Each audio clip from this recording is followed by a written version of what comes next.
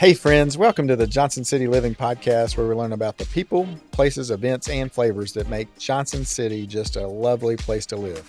I'm your host, Colin Johnson, with the Colin and Carly Group and Keller Williams Realty. If you're interested in buying or selling a home in the area, or if you're looking at investing in a rental property, give us a call at 423-930-8003, and we will look forward to helping you. Now, let's get to today's episode. It is a beautiful day here in Johnson City, and it's a little hot because it's July, but it's not really that bad. It's not like some of the other places in the world, and we have a guy who's been traveling all over the world, it seems like, from your social media. And thank you for getting off your jet and coming to stop into Johnson City for us today. Our guest today is Jose Castillo, and he's just a good friend and just a local celebrity and now a worldwide celebrity. And man, I'm like starstruck sitting here, just like awestruck that we're still friends for over the past 20 years, and that you're on the podcast. So thanks for coming on. Man, thank you so much for having me. And you're a longtime friend. Like I'm just a guy, man. I'm the same guy. Just a dude. Yeah. Just a guy. Still live here. I promise. I'm just a guy. You're just a guy. So you have a company called Flavor Inc. that also you're Think Jose, which does some stuff. You do a little something with NASCAR. You got some kind of plaza. You got all kinds of stuff going on. So let's jump in. First of all, Johnson City, you live here. It's your home. You've been here a while. What do you love most about Johnson City? The people. 100%. That's the number one answer. Yeah. It is, the more I travel, the more I love coming home. And it is a great place to be, a great place to raise a family, a great place to start a business. Yeah. And just a great place to exist. I think there's a lot of places I go that have cool cachet and, oh man, super exciting thing here. And maybe the weather's great. Maybe there's just a great place to eat, etc. But very few of them have all of the things that I want in a place to live, a place to call home. Yeah. So that's why I keep coming back here, and why I have a feeling I always will. I love it. My brain went to, what's the crappiest place you've been to where you're like, I can't wait to get home. But then I didn't want to ruin Cleveland or something. So there's a hotel room. So I keep I spend a lot of time in hotels and on airplanes. Yeah. And there's a hotel that I've been to in a major city. I'm not going to say which one. And I go in and it's dark and the floor is a little sticky and it just has that locker room smell. Yeah. And I'm like, oh man. Not this place again. And I go and I'm like, thankfully it's got a window, big curtains. I'm like, this is going to be fine. And I go over and I open the curtains and it's a brick wall up against the glass. It's like a TV show or something. You're just like a literally, TV show and there's a brick wall right there. Oh man. Come on, people. So yes. Why even put in the window, right? Let's just have brick wall with curtains on it. Oh, that's hilarious. So yes, coming back home is just a special place. It is. Yeah. So where'd you grow up? So I was born in Philadelphia, Pennsylvania, and spent a few years in Philly and right outside of Philly, but then moved to Knoxville, Tennessee when I was a little kid. So I grew up in East Tennessee. Yeah. My mom and dad started a company in Knoxville. My dad was in advertising and marketing. And then my mom decided to go back to school, become a doctor. So we came up here and she went to ETSU College of Medicine. And that's why we moved here my sophomore year of high school. I knew that. Yeah. So she had my dad for biochemistry. Yes, that's right. That's crazy. Yep. Yeah. So we've been friends for longer than we knew. Right. We weren't even around probably. You were, yeah. Like, hey. Wait a minute. How old are you? 51. 51. Yeah. I'm 48. Okay. So yeah, we're close now. Yeah. We were like bros and didn't even know. Totally. Yeah, totally.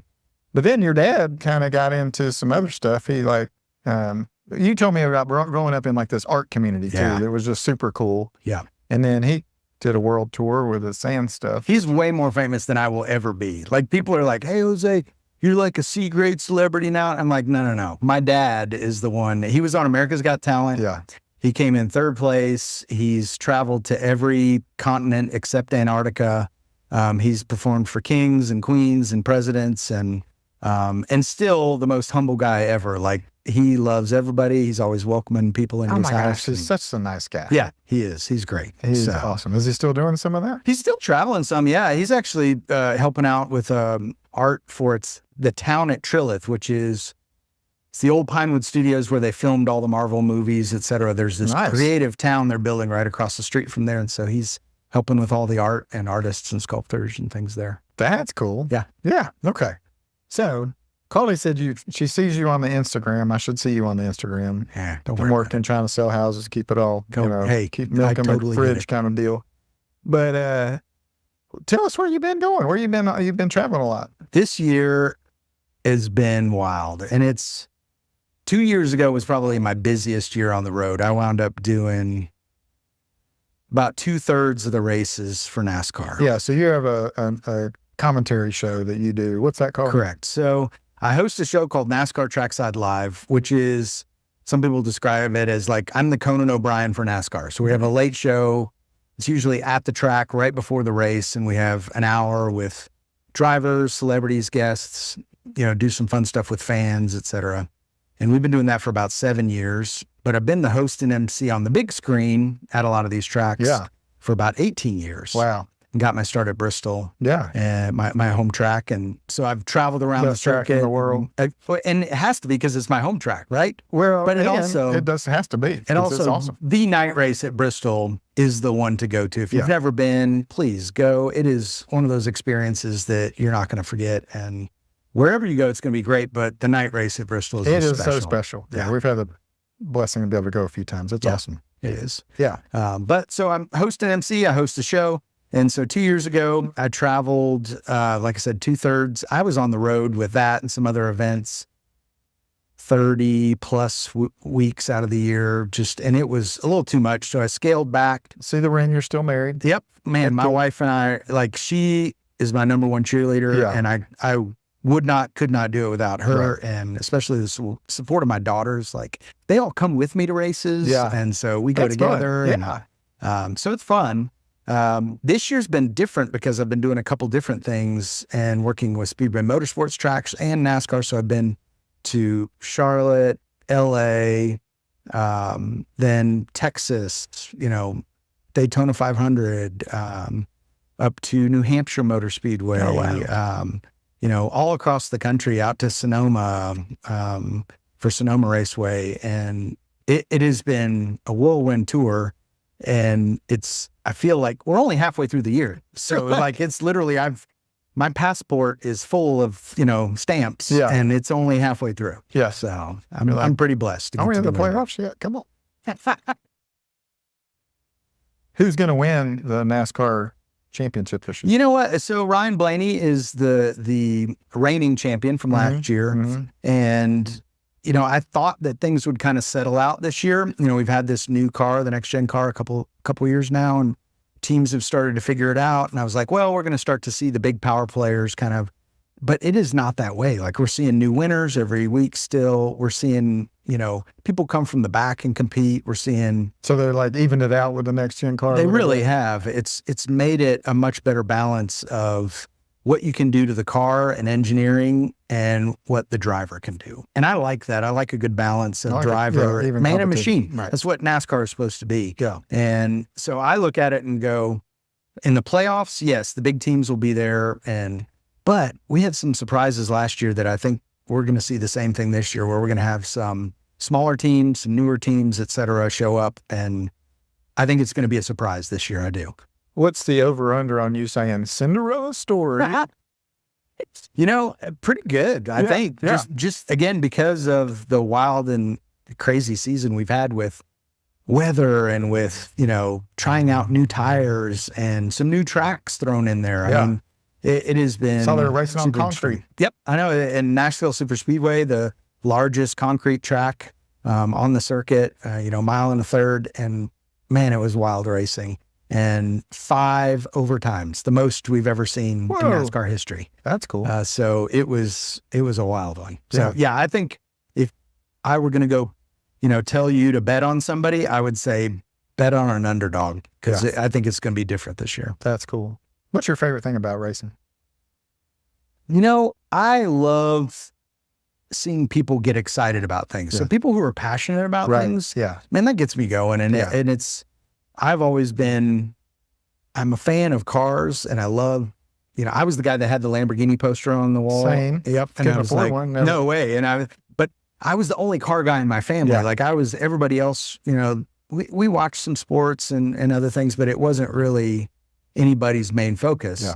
But I loved cars. They're so beautiful. Like amazing. Testarossa, like some art and engineering. And And so then when I got into racing, it was like, all the things I love about cars, but then an experience where you have hundreds of thousands of people that come together and are cheering on, their favorite drivers, their teams.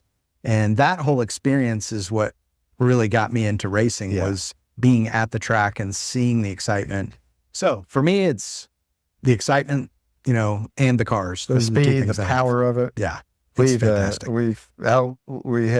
won. This is why I couldn't afford them to go to the suites at Bristol. Yeah. And I was like, Carly, I've got to go out into the stands, and just when they're coming around, you can just I don't want to hit the mic, but it's like, yeah. And your heart is just like, I'm like, yeah, it's awesome. It is the best thing. It's so cool. I know. It's so cool. It is an experience that you have to be there to feel. Yeah. That's it, 100%. It is 100%. And the guys at Bristol are just awesome. They are. So I saw Chipper this morning at Open Doors. And so it's cool to just know those guys and know that they do it well. And I'm excited about all they're doing up there. They just had Country Thunder this weekend too. That was huge. They got a lot of stuff going on. They got a lot of stuff going on. I think Jerry, he was on here and he said they've got something like, at the 365, it's like 350 days a year. There's something happening at the track. That's a lot of days. It's a lot cool. of days. Okay, so you want to talk a little bit about Spark Plaza. I do. Yeah. It started 15 years ago, I think you said a minute ago. It's our 15th birthday. 15th birthday. This is pretty cool. I remember when you opened Spark Plaza number 2. Well, maybe that was 3 because you had one in Kingsport, right? No. So we've only been here in Johnson City. We've looked at expanding several times. Was it. I was thinking you were going to go. Yeah, and we've Kingsport, Bristol, Knoxville. We even looked at a city over in North Carolina, and we actually built out the idea to start franchising it, and then got to a place where like, you know what, we're just going to keep expanding the one we have now. Yeah. And so we're now at about anywhere from 65 plus members. Yeah. We have people. Tell our listeners, Spark Plaza is a what? It's a co-working space. It's shared office space. Yeah. But the secret sauce of it is that people think they just need a place to work. Right. But what they really need is community. They need water cooler time. They need, somebody to talk to, about an idea or about the weekend or about whatever. And most people cannot work alone from home. Yeah. There is a small percentage of the population that can, but most people can't. They need that input of other people around. 100%. And so our initial push for this was we want to build a community and be the hub. Yeah. And that's always been our mission from the time we opened the doors.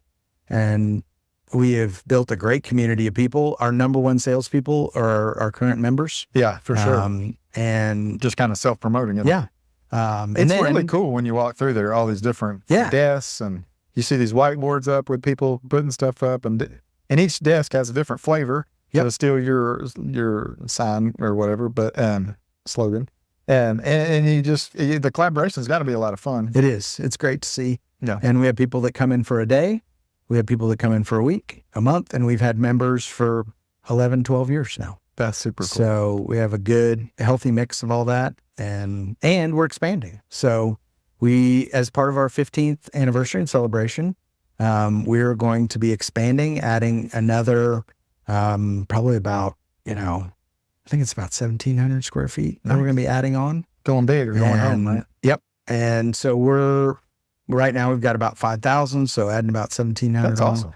And we're going to have a really cool meeting space. So we've been doing events and, meetings and whatnot for years, but we've never really had the space to do it. And we've outgrown it. So we have multiple events, Spark Women. We have, 40 to 50 women that come to an event every quarter. We have, Code and Coffee that meets once a month. We have Founders Forge. Yeah, Founders Forge has a bunch of their meetups in our space, our region's entrepreneurial network.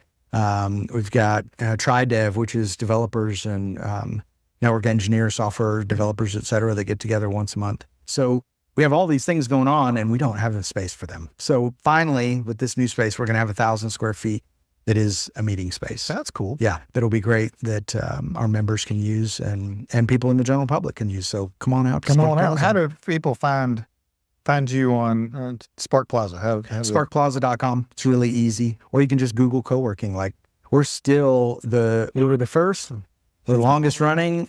We think we're still the first and longest running in the state of Tennessee too. Yeah. We've been doing this for 15 years, which is a long time. We're double the age of WeWork. So That's good. We've survived, you know? Yeah. Where did this idea come from?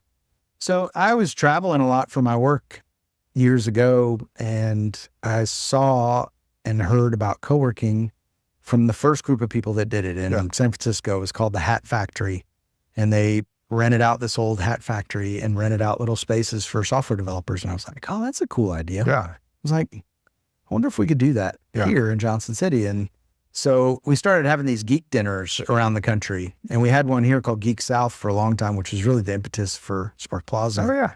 And out of that, I was like, you know, if I could find a couple other people to get together and rent out a space, then I could have an office too outside of the home. We just had our second kid, and it was like, I can't get anything done. So we built a business plan and put a little bit of money into it. Got some people to come help us paint. I did help. Carly painted more than I did at home. The good paint on the wall is her, for sure. And then we opened the doors, and it's 15 years later, we're still going, which is amazing to me. I love it. Yeah, that's awesome. Yeah. That is awesome. Where do you see the future of Spark Plaza in the next 15 years? The best thing is this ties into remote work in general. Yeah. So, and I know a lot of people watching are probably remote workers. You know, Johnson City Living, this is a place that people are still moving to. Remote work is still a thing. It really is. That, you know, you don't hear it every night on the nightly news. You know, like post-COVID, people were like, hey, I want to go be where I want to be, not where I have to be. Yeah. And so we saw a lot of people move here. Well, we're still seeing that influx. And it's because of remote work. A lot of people can live anywhere they want and do their job. And so Spark Plaza has really tapped into that and found out that these people, not all of them can work at home. Right. As a matter of fact, most of them need a place to work that's outside of their home. And so we're one of those spaces to offer up, you know, that as a service. And, you know, what's funny is that all the things that come with that, just like buying a new home, when you come in, you need this list of things, right? Like attorney and where do I get my insurance and insurance? And exactly. Right. Yeah. All those things. And so we've really kind of found that that's what we've become for remote work is people will literally just walk in the door and be like, hey, I just moved here and I'm a remote worker and can I work here? And I also have this list of questions of things that I'd like to find. And so we have become, you know, the point of the spear for that group of people. We've tried to find a way to kind of come up with a name for it of like the remote work support group because people who do remote work are different. They have different needs than other people in traditional workspace. And so we really try to cater to that group and give them not just workspace, but we do events. We have lunches every month. We, you know, take people out, you know, on boats. We do bike rides. We do hikes. We do all kinds of stuff for our members to get them to hang out and do fun stuff together. That's cool. Yeah. Is it a lot like the Office TV show? Are you the Michael Scott in that Oh my deal? goodness. Fortunately, if you see me in a suit and tie, something has gone Something's gone wrong. Somebody's passed away, and that's the only reason I'm wearing one. Yeah. Maybe. Yeah. And it's amazing. We've got an amazing team with Leah and Stephanie, you know, helping us run the community. And Carly and I were coming out of downtown, across the street, and Stephanie was like, "Come check it out," and she gave us a tour. It's cool. Yeah, it's a cool space. I love it. It's really fun. Yeah, yeah. And then, what are like rates for space? Do you know right off the top of your head? So I mean, it just really, like if listeners are like, "That sounds cool," but it's probably like $1,000 a month. No, it's not. Like literally, you could walk in today for $30 and get an office space for the whole day. Super fast internet from Brightridge. Yeah. And, you know, amazing design space, coffee, tea, everything's all included. So that all the way up to, hey, I need a 4 to 6 person office with a door and, you know, a place to receive packages and a place to hang my shingle, et cetera. Everything in between there, we have something for you. That's super cool. You know, I think it's cool that it's very flex spacey and you're just trying to be very client centered. Yeah. You're like, hey. And we're fortunate that we've got great members and hopefully we've listened to them well over the years and continue to do so to provide what they need. Yeah. Yeah. That's cool. I think you said something about a big announcement.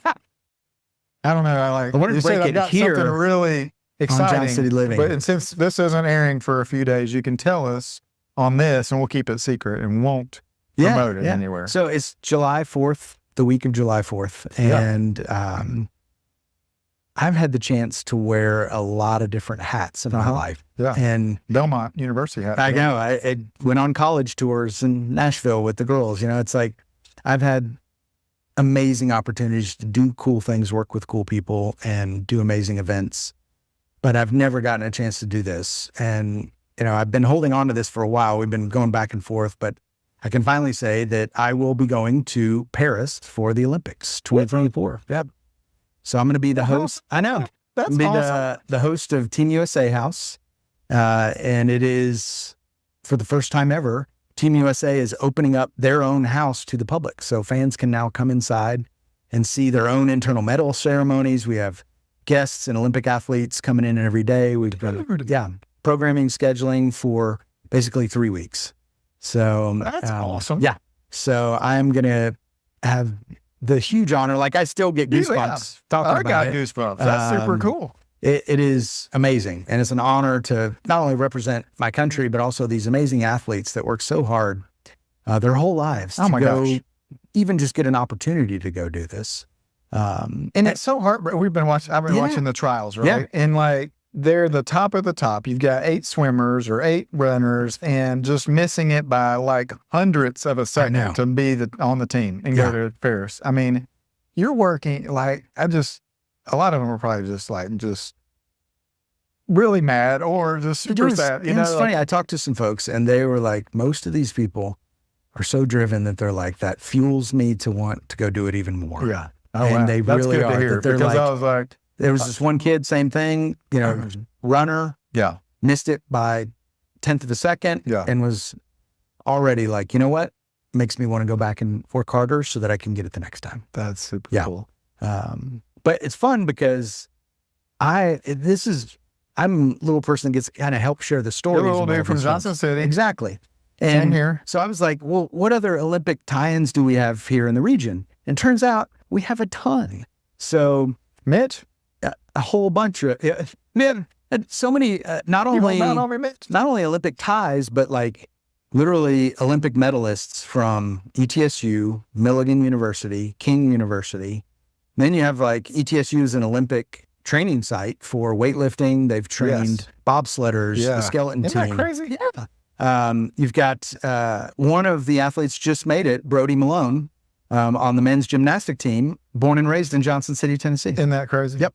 And is going to Paris on the men's Olympic team. That's awesome. So it is one of those things that, for me, it's given me another perspective on, wow, what a cool tie-in to our region and all these stories of people that have, you know, sacrificed to go after the Olympic dream. And I'm like super stoked to help get to share their stories. That's super cool. Yeah. That is a lot of fun. Yeah. So you can go check it out, teamusa.com. It's Team USA House. They have a whole schedule on there. If you're coming to Paris, get a ticket to the house, because then you get to come inside. We got all kinds of cool stuff. 12 hours of programming a day. Wow. Noon to midnight. So come hang out with me. Nice. Yeah. We'll be in Paris in a week and a half. Oh, Cool. If you'll be over there yet. Or I will not be over there yet. I'm going over July 22nd. Go early, so we can go. I should go. We should go crash the house. Nice. All right. Well, okay. Totally do that. Yeah. Here's what I'm going to do. I'm going to share my Google map with you that I've already put a bunch of spots in there, places I want to go, etc. And you can, at least if you're there, go by and see the house. It's the Palais Brongniart. It's like a couple blocks up from the Louvre. Okay. It's the old there for sure. Paris Stock Exchange. They're turning into Team USA House. That's super cool. Yeah. You bringing an air conditioner? You know what? It is going to be warm. But like, what are you talking about? I'm sure. Come on. Yeah, I'm sure there's going to be some air conditioning. Yeah. Well, you're going to be killing the planet doing that, of course, you know, with your carbon footprint air conditioner. I was like, what are y'all talking about? But anyway, what else do you got going? I mean, this is huge. Let me, for us insiders or just people who don't know anything about media, how did you connect the dots to get there? Like, who called who to call you to get there? Do you mind sharing that? Not at all. Like, 18 years of working as a professional host and MC, probably really like 20 plus years. Cause I've done some other events and things before I started working for Bristol. And I think the number one thing is patience. I think people, especially in this day and age, they're like, man, I want to be on this stage tomorrow. Right. And That happen. That very rarely happens. It does for some people. There's a flash in the pan, but most people, it just takes time to, work hard, show up, be kind. Yeah. And people will remember that. And if you do a good job, and if your skills and talents and your gifts match up with what you're doing and there's passion there, then people will start to see that. And, you continue to kind of over time, work up the ladder a little bit, And I'm fortunate that in, Bristol giving me the chance to do this, gave me the chance to look at other NASCAR tracks, gave me the chance to look at other events outside of NASCAR. And so it's just been an opportunity over the years of building relationships. And eventually you get to a place where somebody goes, hey, Jose, you did this thing over here and that's exactly what we need. Will you come do that over here? Yeah. And that's what happened. Because it started, weren't you like hosting conferences for software developers or something like that a long time ago? Like when we first met, it's like, what are you doing? He's like, I travel all over the country talking to nerds. And I was like, what? He's like, that's what I do. Yeah. And so you're still a nerd. Like, you're still high tech, aren't you? Dude, I still love being a geek. And I like to tell people I'm a half geek because, and no matter what level of geek you are, your friends and family will call you with tech related questions. That's exactly right. So and people think you're like, oh, you know everything. No, I don't. Especially now, a guy who does. My brother's he's a geek, and I'm like, all right, if I get in over my head, I'm going to call my brother, but 100%. or for something like that. What are some tips as a podcast host that you could give me right now, like live? Like what would be yourself? I try. And that is so many people, especially getting into whether it's social media or whatever you're kind of leaning into and you go, man, I want to go do that thing. People look at the template of somebody else and go, well, I need to be that template over there. Because that's successful. Exactly. It's like when Gary Vaynerchuk kind of first hit it big and people are like, well, I need to hustle just like him and do exactly like him. It's like, no, you need to be who you are. And I think a lot of times it takes time for people to find out who they are and what they're good at. Yeah. And once you do that, then just keep doing that. Yeah. And again, it's going to take time. You're going to keep building stuff, et cetera. Like what you've done. I mean, how long have you been doing this show now? 2.5 years. Yeah. That's amazing. Like most podcasts, most shows don't last that long. So just the fact that you've gone that far is a success. Well, thanks, bro. So yeah. I just got 16 more to go and I'm in the USA House. 18. Come on. You got this. I'm got this. It can happen. It can. I'll be like, I know a guy who used to do it. Can you not like, but you're like 70 now, dude. So it's probably not going to be the best. Maybe the old Olympics. Tell people a little bit about telling your story and like, because you're really good about bringing people's stories out of them when you're interviewing and hosting things. And what are some good questions there for like our listeners because communication is huge, right? Yeah. I mean, and you want to get people's hearts. And so getting to someone's heart, what is some tricks or not tricks, but what are good ways to do that for our listeners? I love asking why and really digging into why. Because sometimes like when you meet somebody, you're like, how are you doing? What do you do? We start out with these questions that are much more on the surface. Sure. And again, that's kind of how sometimes you got to ease into that. You can't just walk up to people and go, why are you here?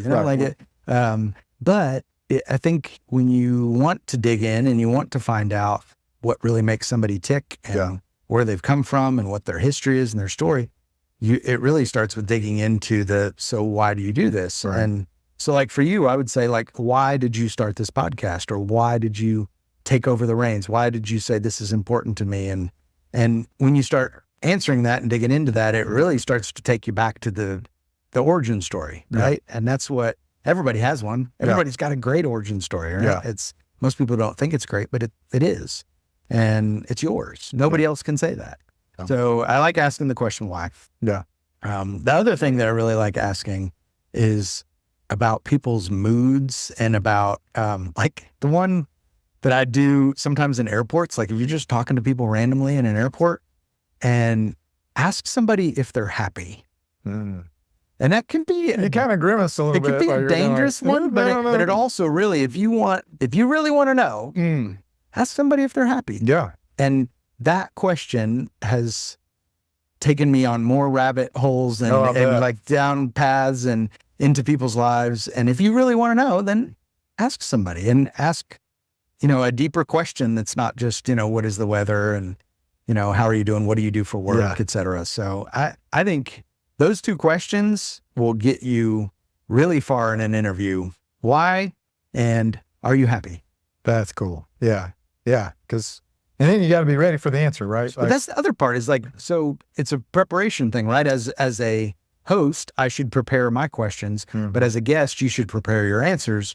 And so that's the other side of the coin is you watching, you should know your story and your history and go into the why you exist. And you do that by looking at, who were your great-grandparents? Who were your grandparents? Who, and that's one of my questions. Who are your three most people in influence? Exactly. What are the things that influence you? Where have you been? What are the places that, have influenced you? Struggles.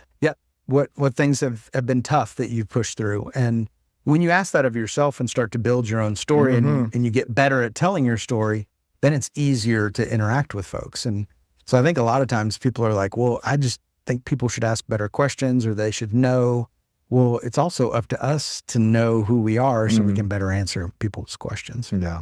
Yeah. It's really, it's a lot of fun. I've loved my job because I get to meet people that I wouldn't get to meet. Typically, they're doing different things around their region. And luckily I've got a great team, Marissa and Mitch with Maypop Media, and they find these folks that I wouldn't get to connect with. And so I love connecting with people. That's why I did it. And it's probably like why you do what you do. You love people. You love connecting with them and seeing, they're learning their story and what's going on in their world and how you can help them. Yeah. I feel like you always are asking like, hey, how can I help you? And what can I do for you? And I really always appreciated that. And just, I'm wishing you the continued success doing that. Thank you. I would think if this keeps rolling, Jimmy Fallon can't do it forever, right?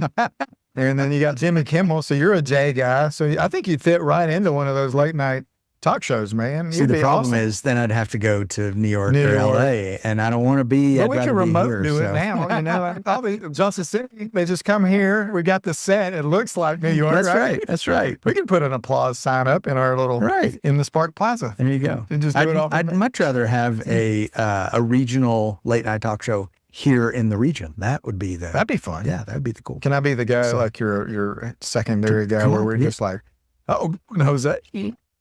You'd be Ed McMahon. Yes. That's a good one. That's an old reference, by the way. Yes, I love it, man. Yeah. Everybody now just thinks he gives out money, but he was on a TV show for a long time. He was.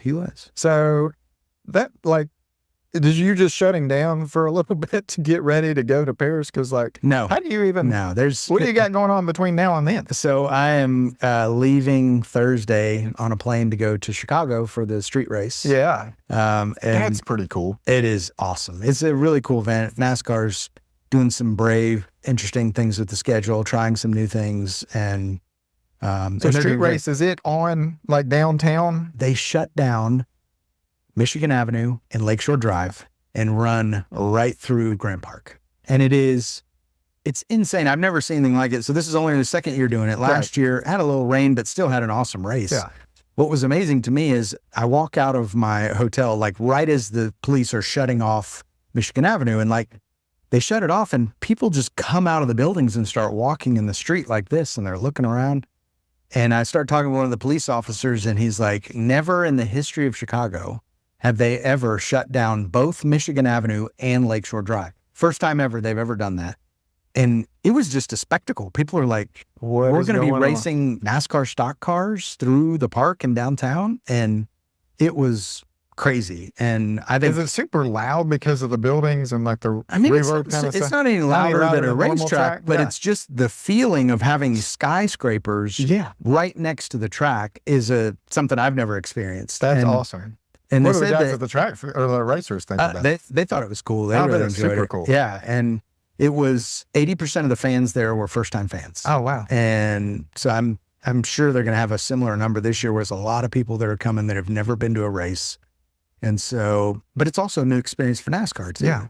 So how's NASCAR doing overall? Because like when we were kids, it was Richard Petty and Dale Earnhardt, and they just, kept battling, and then you threw in some other guys, and it was just like this epic event. Like every time there was always something, and they filled. I mean, that's why Bristol got bigger and bigger and bigger, because they kept filling the stadiums. Yeah. And is it picking up again? It is. Yeah, the numbers are up. And what's interesting is it was post-COVID that NASCAR was really the first, entertainment to go back to the way it was. And they could do that because they were separate in the cars, and they were, et cetera. It was one of the few sports that kind of came back, fairly quickly. The COVID couldn't fly in the window at 100 miles an hour. Right, exactly. And so they were able to go back to doing what they were doing. And I think that brought, a new fan base of people that were like, oh, I'll see what's on, et cetera. But also they're doing something that is really difficult to do, which is take something with all this heritage, 75 years of a sport, and do new things with them. Yeah. And that is hard to do. For sure. And they're doing a great job of it. Yeah, are there missteps here and there and things that could be better? Of course. But from my perspective, and seeing the fans that are coming to the racetracks that I'm at, we got new people coming. We got people smiling, having a good time. We have people that are enjoying experiences that they've never done before. Yeah. And it's picking up. And so makes me happy. That's awesome. Yeah. That is super cool. So you got Chicago, and then I have a little break, like a couple days, and then I get on the plane and go to Paris. That's awesome. Yeah. That's super exciting. Yep. Shannon and the girls going too? So we already did Barcelona this year because my oldest daughter was studying abroad. So we went over there, and I was like, look, we've already done travel, et cetera. So, but just Shannon is going to come, and she's going to spend some time there. That'll be awesome. Yeah. That'll be fantastic. So it's going to be a blast. Yeah. Well, I'm sure you're going to do great. No, thank you. When you and Shannon are here in town, I ask this of all the guests, where do you like to go on a date night? Oh, man, we have a great list. I actually keep a Google map for Johnson City as well that I share with people when they come in, remote workers at Spark, or people that are, hey, Jose, I'm in Johnson City. Where should I go? Can you send it to us so we can put it on the show note? Yeah, I can. Yeah, can we link it up? Yeah. So for us, there's like this whole list of questions, right? Of like, okay, what's the event? And are we going with family? Is it just us, et cetera? But I'll hit some highlights, for, like, I think we have amazing food around here. 100%. And so like Juniper, Timber, Gourmet, those three are like date night places for Shannon and I. We'll go out, we'll do a date night there. And a lot of times sit at the bar. Like, I know you're like, want to get the reservation, et cetera. And sometimes it's hard to get a reservation at these places. Amen. Walk up and say, hey, 2 for the bar. That's the secret into those places. Get in even when there's a wait, et cetera. Then you've got places that are like coffee shop. I love coffee, so I'm a coffee guy. So we have got Blues Brews, Dos Gatos, and The Moon all within spitting distance downtown. Right, of our front door at Spark Plaza. Yep. So those are my go-tos for coffee. And then, you get a little further out and it's like, man, there's so many great places to go to. Here's what I recommend you do. Pull up your phone and scroll to one city over and do a zoom and see what restaurants are available, because there's a lot of stuff off the beaten path that is really interesting, different, unique, good here that people don't know about, and they live right here. That's a great tip. Yeah. So, and you've got all these different fun little things that you can go do a jaunt and eat somewhere or see something fun. Yeah. The other thing is waterfalls.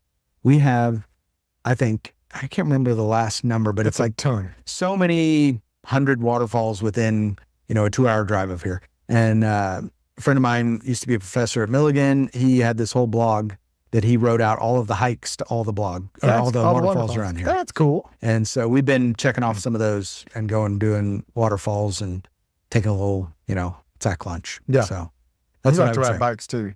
Man, I love mountain biking, and we're only getting more of it. Yeah. So I do mountain biking. I've got Trek, is amazing store. Go get your bike there. And I ride up at Tannery Knobs because it's like 5 minutes away. Go do you that do all ride. of the trails up there? Yeah. Mm-hmm.